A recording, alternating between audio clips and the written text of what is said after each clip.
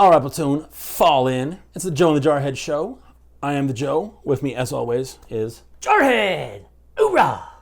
It's good to be the Jarhead. You know, it is kind of good. Comes with an hoorah. It does, every time. How come you don't get an hoorah? Because I chose the smarter service.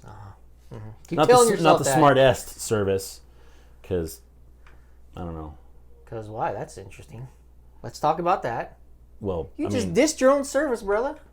No, because, well, the Army is pretty freaking smart, but the Air Force is more intellectual. They're more, like, they consider themselves above other services. Well, they kind of have to be when you got that small of a service, but all that bajillions of dollars Yeah. for coffee mugs.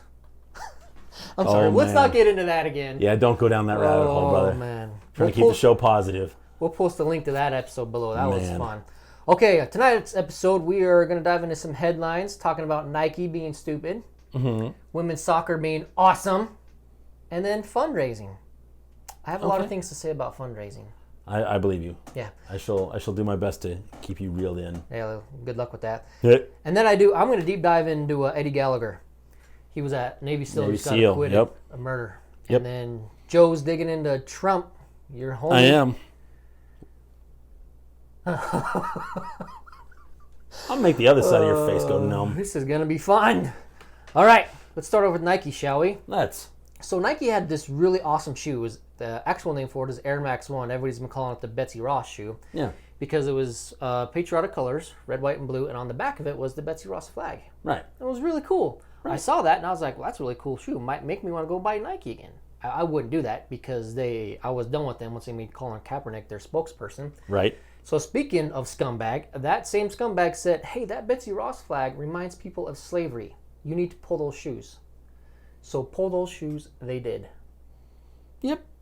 Because this clown thinks that the first flag ever made in the United States of America represents slavery. So Nike said, oh yeah, sure, we have to do what you say. And they did. Yeah. Why? The KKK has used the Betsy Ross flag previously at some of their rallies. Oh really? I was not aware. You know what, though? That doesn't make it racist. They use the American flag still. Right? Yeah. That doesn't make it racist. If freaking the KKK started drinking Starbucks, would y'all friggin' ban that? If they started eating gummy bears, are gummy bears now considered racist? Wow. Well, Don't let them co-opt a symbol. It's the first flag of America. It literally stands for freedom in the most raw sense, because without that flag, we wouldn't be here. Right. And you wouldn't have the freedom to We be a scumbag. wouldn't have the same sense of national identity that we do now. Yeah. What's the difference? You know? A few more stars. Yeah. That star. The stripes haven't changed. Yeah, that's the star that had 13 stars 13 in a circle. Yep. It's a really cool flag.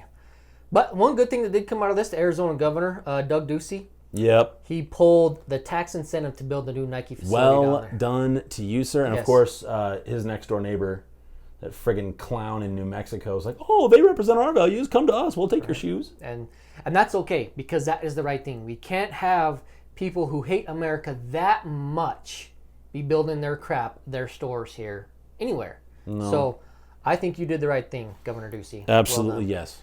So that's that. Let's not talk anymore about that. Nah. Okay. Yeah, Nike's talk about done. something awesome. Nike's Awesome. done for me. What's up? Women's soccer. They done it. Uh, No, it's all good. Stand it all by. good? It's all good. Stand Okay. by. So they did beat England. It was 2-1. It was 2-2 there for a bit, but there was a foul. I think it was an offsides foul by like half a foot, so they canceled that goal. But it was good. Yeah, but England, they got fouled, so they actually had a penalty shot, and our goalie actually blocked it. It was freaking amazing. Oh, it was freaking. I was just watching the highlights on YouTube, and I was about to jump out of my seat. Woo! That was a work. I didn't think I should do that. I don't. It's hard for me to get fired up about soccer, dude. I'm not a soccer fan. Yeah, nobody was a soccer fan until a couple years ago in America. It was the biggest thing Yeah. overseas. True. So, and why I love this and why it's double awesome today is because their co-captain, Miss Rapinoe, did not play. Woo-hoo-hoo! Yeah. Yes. So she had some injury or another, a pulled hammy, I think. So she sat on the sidelines. We don't like her. She's anti-American. She hates America, and she's on America's team. So I was happy to see you on the sidelines. You don't deserve to be on that team. I don't care how good you are. So. What was the, what's her name? Number 13? The other captain? I don't know. Is she the other captain? I don't know who you're talking about. Oh, you didn't see the tea ceremony? Oh, yeah. So that's the other captain. Her name's Megan, too. I forget her last name. She's awesome. Yeah, that was cool. They're drinking in tea with her. Yeah. So they were 2 saying... days before the 4th of July. Was she like slamming them, or was it like oh, come on. You're wearing 13. You're wearing number 13. Yeah. As in the number of colonies that broke away and then came back to beat you down at soccer. Boom! Take that. Okay. Epic level trollery. Right. So now that the Women's Cup, now that our women's soccer team beat England, they're going to the finals, and they're actually going to play the Netherlands, who just beat Sweden. So that's the final, is them. Winner take all. America. They're playing against the Dutch. Yeah. There's only 2 things in this world that I hate. People that are intolerant of other people's cultures and the Dutch. Oh, man. Come on, producer. Austin Powers, get there faster. Mm-hmm. I'm going to put that clip in the video. Well, I'll at least put a picture of it. I'll help you out. Thank you. Sorry. You fine? Yeah. If you're listening to this on the podcast, you couldn't see that, but we got bald heads, and yeah, we can be Dr. Evil sometimes. Evil?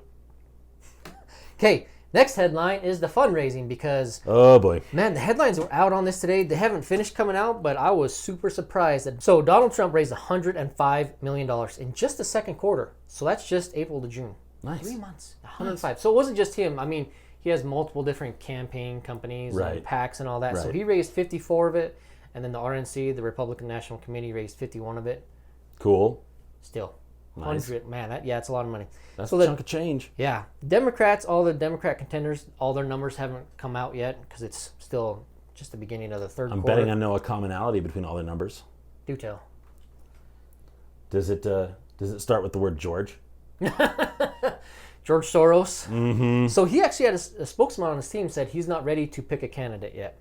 But however... And you better believe he will be picking the candidate. Yeah. He's actually dumping most of his money into the swing states right now. Of course he is. Yeah.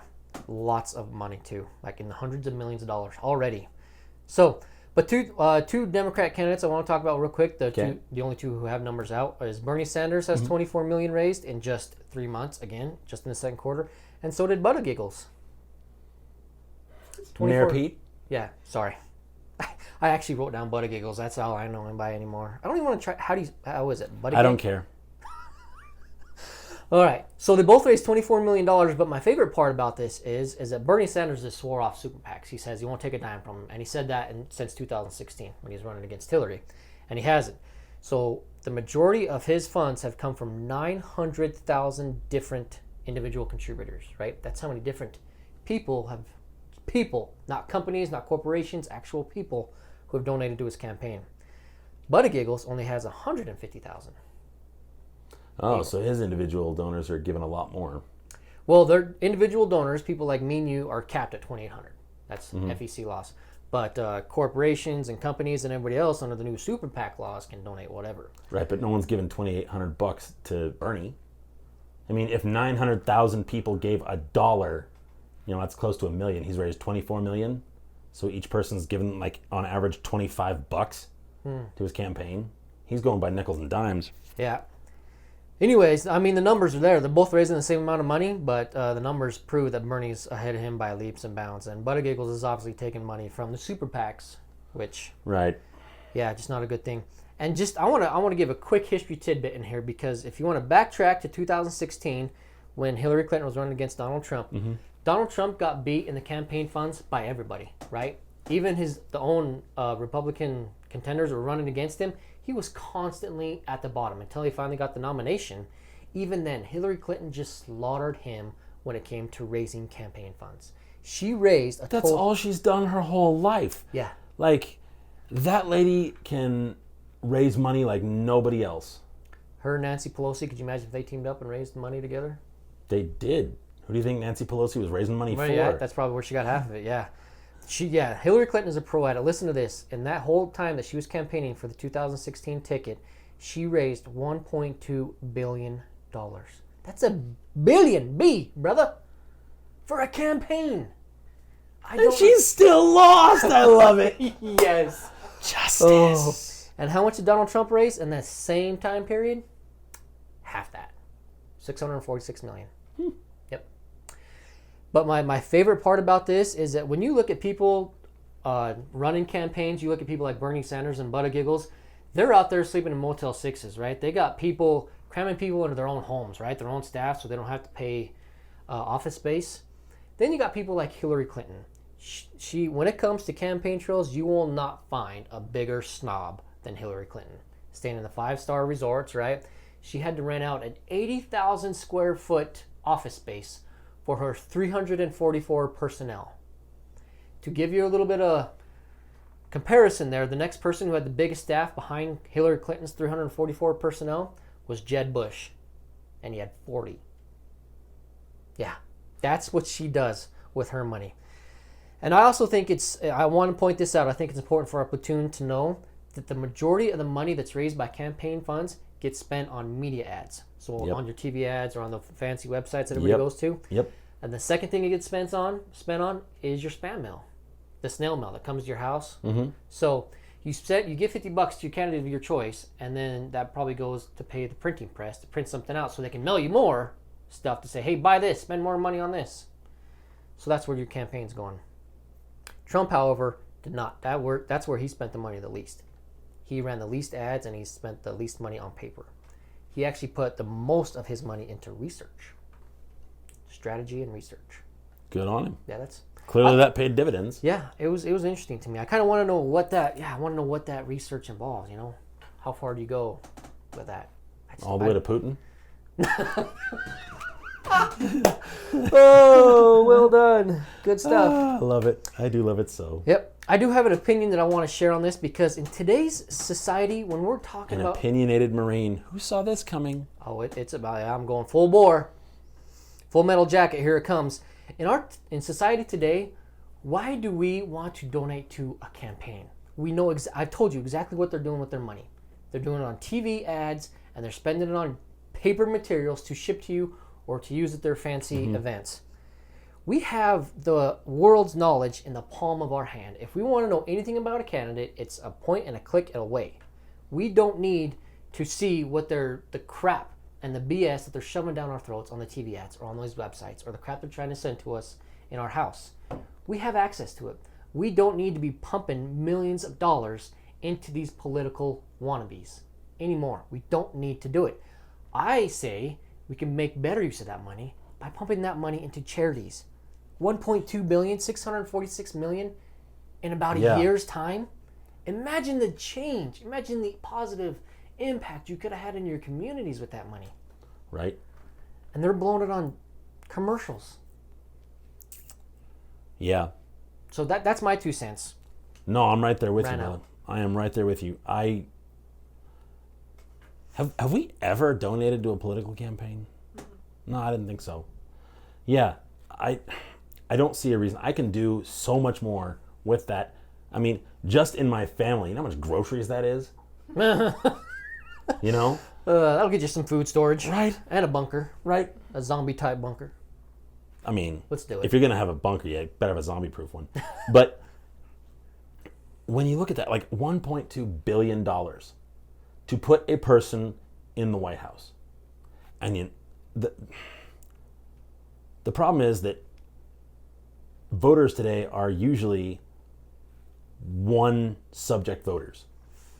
They are like, this is their issue on which they will stand and die. Yep. Agreed. It's abortion, or it's gun control, or it's climate change, or it's, illegal immigration, or it's whatever it is. And when you have, a field of candidates and it gets winnowed down to a few, and all that money is going to a few candidates, and it's exactly what you're saying. Eventually it gets down to one candidate. And all they do is they take all that money that's given to them and they put it toward TV ads. Yep. And so these voters that are out here on, one subject voters, like, well, now you've known for months this dude's or this lady's opinion on your chosen issue.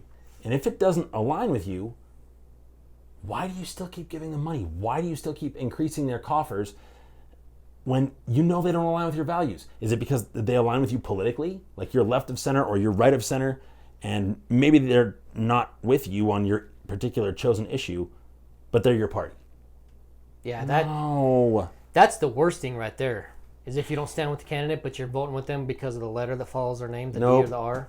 Wrong way to do things. Correct. You're voting in fear there, and that's not why we fought for you. That's not why we have freedom in this country. Correct. So, yeah, put that money towards, if you are that one issue person, put that money towards what you're passionate about. Absolutely, yes. If it is climate change, you know what? Go buy solar panels. Put those on the roof of your house. Right. Invest that Lead money from the wisely. front, you know?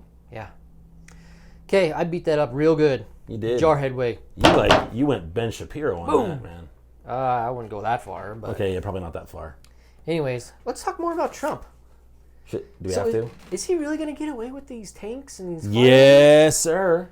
Yes, sir. They already put out tweets to everybody in Washington D.C. like, hey, not if, when you see tanks rolling through town, they're supposed to be there. It's for the 4th of July. So they've had, I think, 4 Bradley fighting vehicles and 2 or 4 M1 Abrams tanks brought up to Washington for this parade. There's going to be a flyover by the Blue Angels. There's going to be a flyover by Air Force One. I think he's also doing the B-2, the stealth bomber. Yeah, which has $120,000 an hour. Every hour it's in the air, it costs $120,000. Awesome. Taxes, well Your spent. tax dollars at work. That was sarcasm. Yeah. MSNBC will not be airing this. Oh. Yeah, they're not even going to show it. Okay, I'm not. Whatever. Yeah, MSNBC and their 4 viewers. I think at this point we have more fans than they do. Woohoo! We broke 100. I'm pretty happy. I'm pretty stoked about that. But it's the same as I said in our last episode. We don't need to do this. We are not a media tool. The military is not a propaganda arm for whoever's in the White House. It shouldn't be that way. It can't be that way. Yeah. I was actually watching the headlines on MSNBC, and they were comparing it. They had it side-by-side pictures, and they were showing in World War II where the Nazi tanks were rolling through Paris. Yep. And I was like, oh, snap. You can't argue that. That's exactly what's going down. The Nazi comparisons never end. They really don't. Do you know he moved the freaking U.S. Embassy in Israel from Tel Aviv to Jerusalem? Like, this man has done more for the Israelis than just about any other president in living memory. Mm-hmm. This guy is the worst Nazi ever. Yeah, you suck at that. He sucks at being a Nazi. You might want to think of something different to call this guy. Yeah. Seriously. But so he is, I mean, I thought with all this rhetoric and all this everybody fighting back that he might try to pull back a little bit, but he's not, huh? He ain't. No, he doesn't do that. Not going to relent at all. He doesn't do that.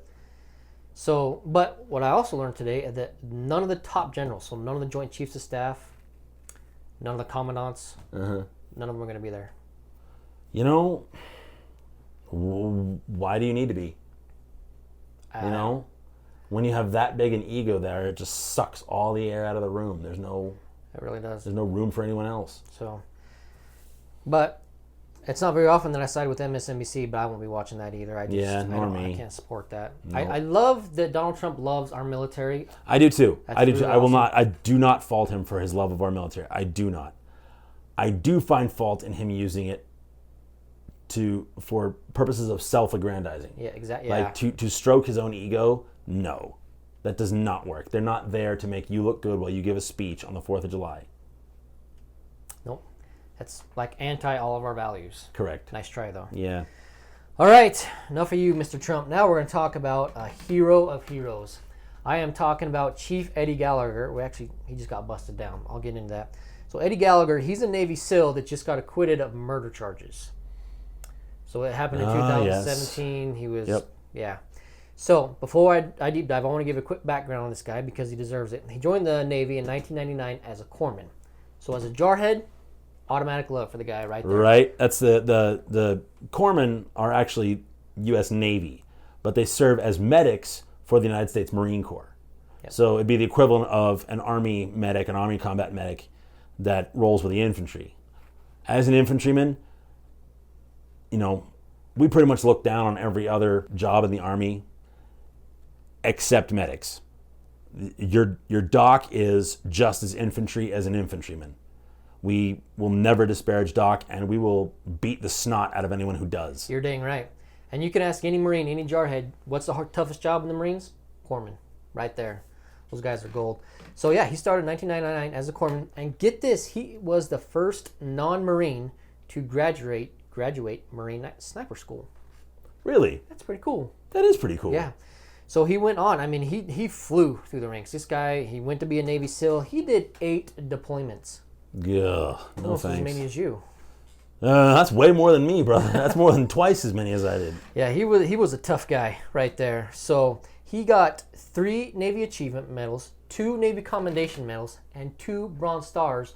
One of them with the Combat V. Nice. What's Combat V for? It's an award for valor. So you can get a Bronze Star for essentially doing a really good job for over a long period of time, or you can get a Bronze Star for an act of insane heroism. Yeah, and that's I don't know why he got that Combat V, but he's got one, and that's automatic awesomeness right there from this guy. Yes, sir.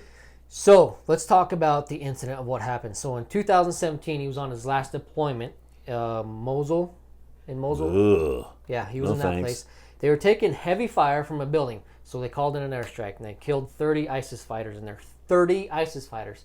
They had a teenager who was on his dying. He was on his last breath. They think he was somewhere between 15 and 17 years old. They actually had an Iraqi reporter with them. And I don't want to show the clips or pictures or anything of this because it's pretty grotesque, and I mean, every time the picture pops up on YouTube, they take it down. So we're not going to bother with that.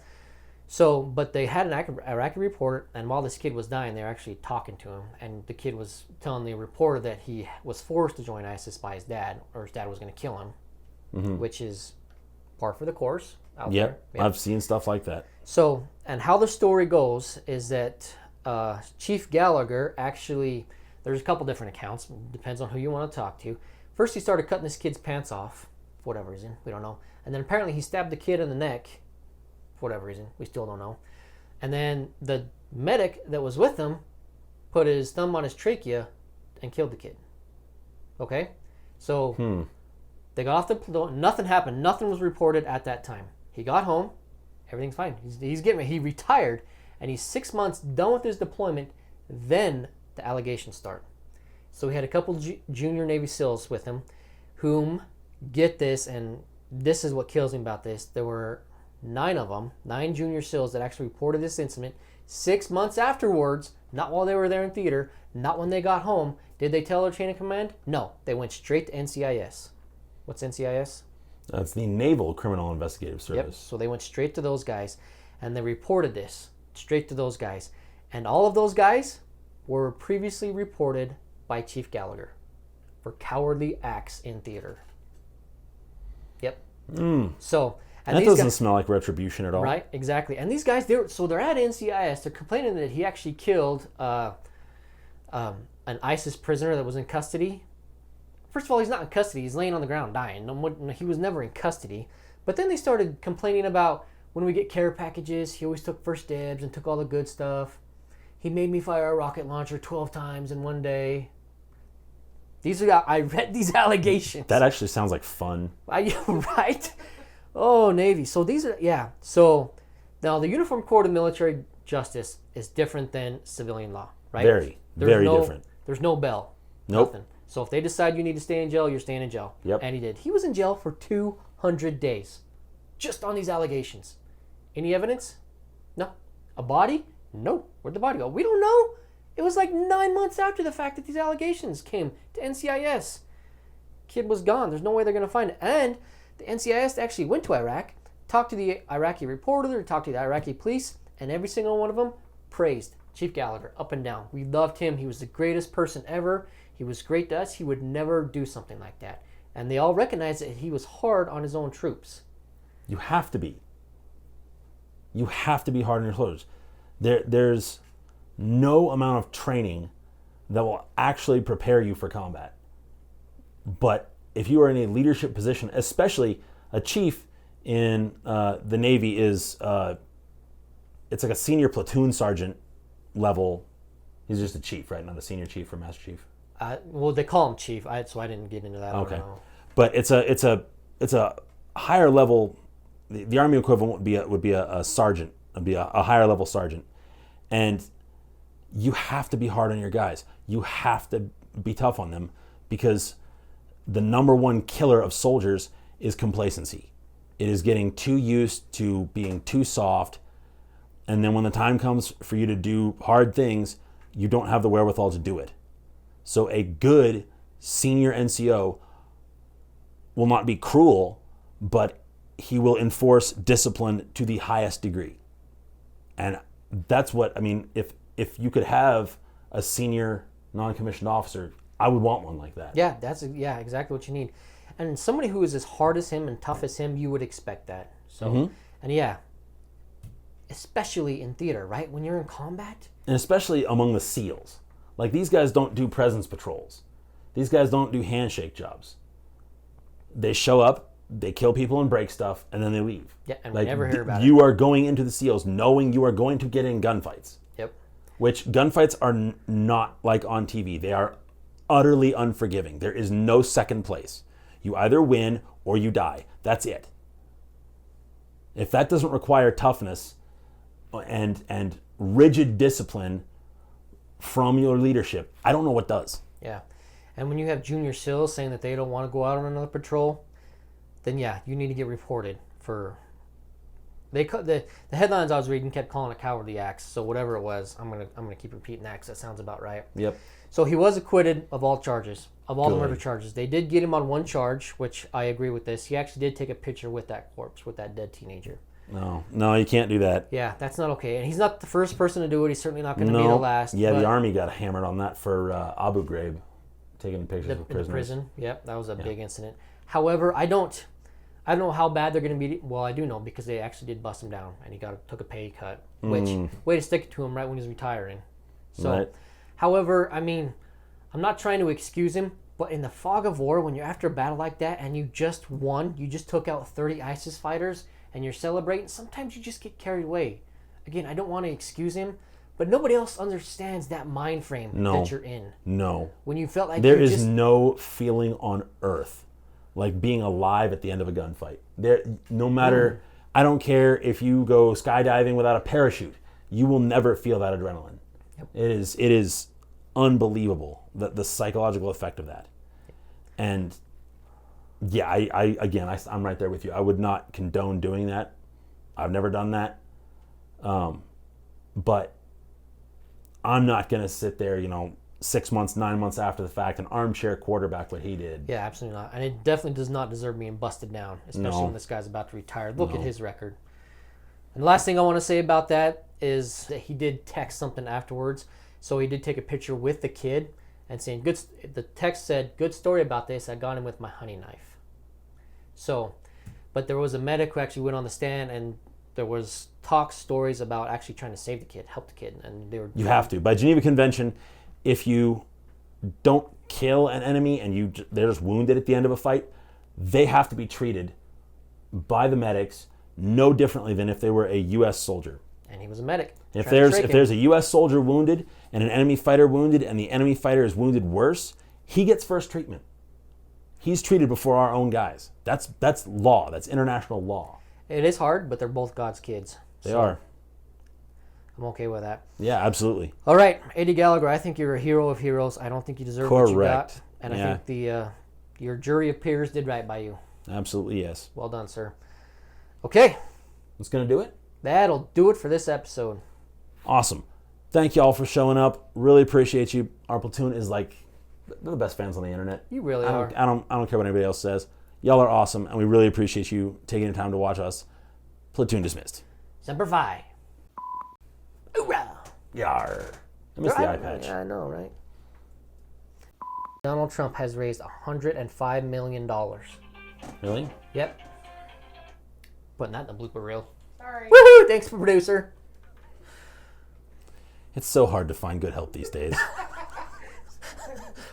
We're docking your pay, dang it. If you weren't working for free, we would dock your pay for this. Oh, good love times. you.